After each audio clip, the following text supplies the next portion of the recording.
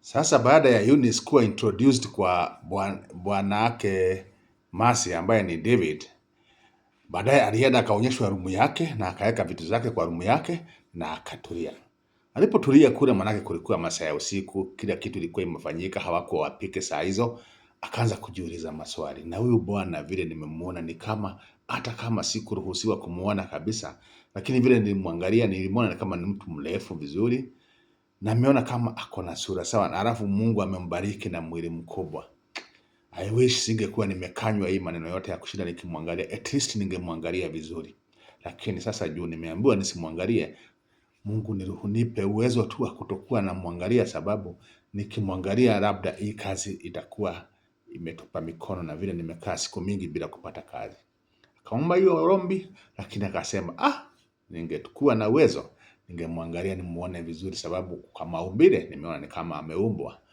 Haya basi, Eunice akaenda na kazi yake. Asubuhi yake akaamka mapema, akapanguza nyumba yote, akafanya kila kitu, akaweka mpaka sitting room ikaanza kukaa, na mpaka saa zile David alikuwa anateremka akienda kazi, akaona ni kama ni kweli kuna tofauti ya vile walikuwa nakaa na Mercy na vile sasa huyu msichana amekuja kufanya. Akakuta mpaka nje compound ilikuwa imeoshwa vizuri, ikakuwa mzuri, na mpaka gari yake ilikuwa imepanguzwa kiasi ya kwamba akiingia kwa gari alikuwa comfortable. Akadrive na akaenda kazini, akaenda kashinda kazini vizuri, na baadaye jioni akakuja. Alipokuja jioni, sasa hii uhondo sasa ndio ukaanza kuonekana. Manake ile chakula alipakuliwa na bibi yake, kuonja tu mpaka alikomenda akasema, na mwenye kupika chakula leo amepika vizuri. Hiyo maneno haikuenda vizuri na bibi yake, manake bibi alijiuliza, sasa nimekuwa nikipika, leo tu umekula ya msichana ukaanza kusema ya kwamba chakula imepikwa vizuri. Na vile ilikuwa uchungu sana, bibi yake akamuuliza, inamaanisha mbeleni haikuwa inapikwa vizuri? David akamwambia, hapana, simaanishi mbeleni haikuwa imepikwa vizuri, nimesema ya leo imekuwa mzuri. Na kama nimefanya makosa kusema, basi sitakuwa nasema, nitakuwa na nyamaza tu. Saa zile imepikwa vibaya nitakuwa nasema na nyamaza tu, ikipikwa vizuri nitakuwa na nyamaza tu. Bibi yake akamwambia, hapana, sikuwa na ubaya. Usikuwa na nyamaza kama kitu imefanyika vibaya, sababu ukinyamaza inamaanisha utakuwa unakaa na kitu. Ikiwa vibaya unakaa na hiyo kitu, alafu haitakuwa inasaidia. Ni vizuri kitu ikiwa mzuri unasema ni mzuri, kitu ikiwa baya unasema ni vibaya. David akamwambia, sawa basi, ukinipa ruhusa ya kuwa na comment nitakuwa na comment. Ukininyima ruhusa sitakuwa na comment, sababu vile nilikwambia hii nyumba wewe ndiye kusema. Mimi kazi yangu ni kusikiza. Manake saa hii ni wewe kusema. Na nisiposikia vile unasema itakuwa nafanya mabaya, sababu huku ni kwako, hii nyumba ni yako. Sisi zote tuko huku, tuko kwa ajili yako na tunasikiza vile unasema. Kwa hivyo ukisema nisicomment nakosa kucomment. Ukiniambia ni comment nitacomment. Na sasa umenipa ruhusa ni comment ama nisikue? Bibi yake akamwambia, wewe una comment? Haya, sawa. Alafu bibi akainsist na iwe una comment kwangu, sio kwa mtu mwingine. Ile kitu umepata mbaya niambie, ile kitu umepata mzuri niambie, sio mtu mwingine. Watu wengine huna ruhusa ya kuwaongelesha. Kwa mara ya kwanza, hata kama David hakusema, aligundua ya kwamba ni kama bibi yake hataki David aongee na msichana. Na akasema ni sawa, manake msichana furthermore hana biashara na msichana yeyote. So wakakaa, na baada ya mwezi hivi, kama bibi yake amebakisha kama wiki kama 2 hivi aende akajifungue, ni kama bibi yake alisikia uchungu umekuja kwa mapema. Vile ulikuja kwa mapema, bibi yake walikuwa tu na msichana wa kazi.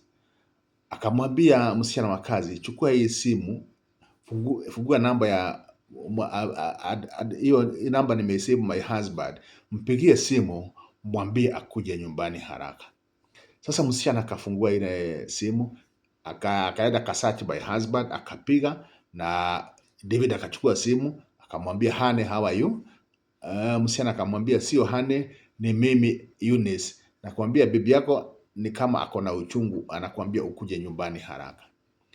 So David akatoka kazini haraka na akakuja nyumbani. Kufika nyumbani akakuta bibi, akaenda akamchukua, akasaidiwa na huyu Eunice, wakamchukua wakamuingiza kwa gari, na baadaye wakatoka na yeye wakaenda mpaka hospitali. Kufikisha hospitali, yule msichana alikaa hapo nyuma akipapasa Eunice mahali Mercy mahali alikuwa anasema apapaswe. So ilibidi David atoke na Eunice msichana wa kazi, wakaenda na yeye hospitalini. Wakaenda na wakafikisha Mercy, na baada ya daktari kumwangalia akasema lazima awe admitted ili waone kama ni ata deliver early ama atakaa huko wasubiri. So Mercy akakuwa admitted kwa hospitali, na baada ya kufanyiwa uchunguzi, baada ya kama masaa mawili, David akaambiwa Mercy atakaa huko, watamwangalia kama labda anataka kudeliver early, ana kama sio early, labda wanaweza angalia kama labda ni kitu anaweza fanya kitu, ama ni kungojea watu watangojea siku.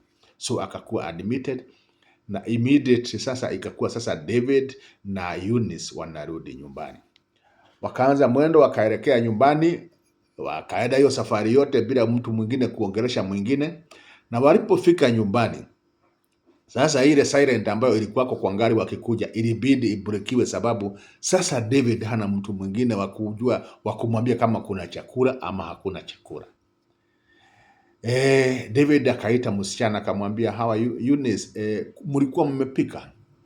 Eunice akamwambia, sikuwa nimepika, manake saa zile ningepika ndio mama alisikia uchungu, na nikaanza kushughulika na yeye, na aliinsist nishinde nikimpapasa mpaka saa zile ulifika, kwa hivyo sijapika. Sasa David akamuuliza, unaweza pika, kuna kitu unaweza pika haraka? Akamwambia naweza tayarisha kitu haraka. Sasa Eunice akaenda kitchen akatayarisha kitu haraka na akaletea David.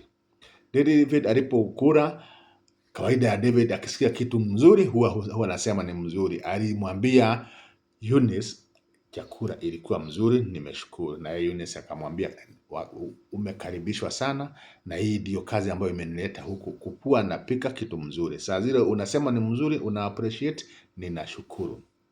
So saa zile sasa Eunice alileta chakula na akaenda, sababu alijua ya kwamba ataambiwa aende achukue sahani. Yeye alienda, sasa zile nguo alikuwa amekatazwa na madamu, kumbe zilikuwa kwa bagi yake. Sasa mzee akikula, David akikula, naye Eunice anajipamba kule, anavaa kamini skirt.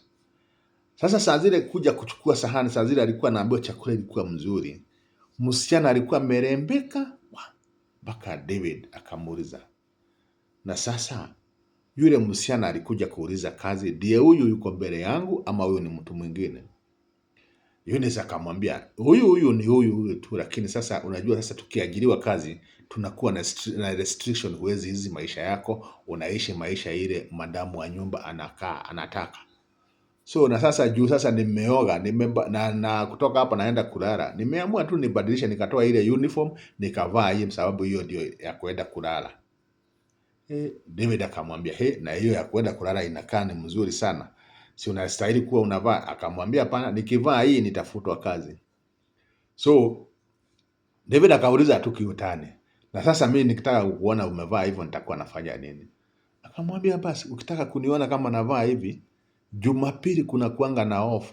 Sasa labda hiyo siku naweza vaa ile ya kwenda kanisa, lakini nivae juu, lakini ndani nimevaa ile ya kwenda shughuli zangu. Akamwambia, sasa hiyo wakati labda. Lakini akamwambia, lakini sasa hii sasa uko na freedom. Si bibi tumemwacha hospitali, si uko na freedom? David akamuuliza, unamaanisha je niko na freedom?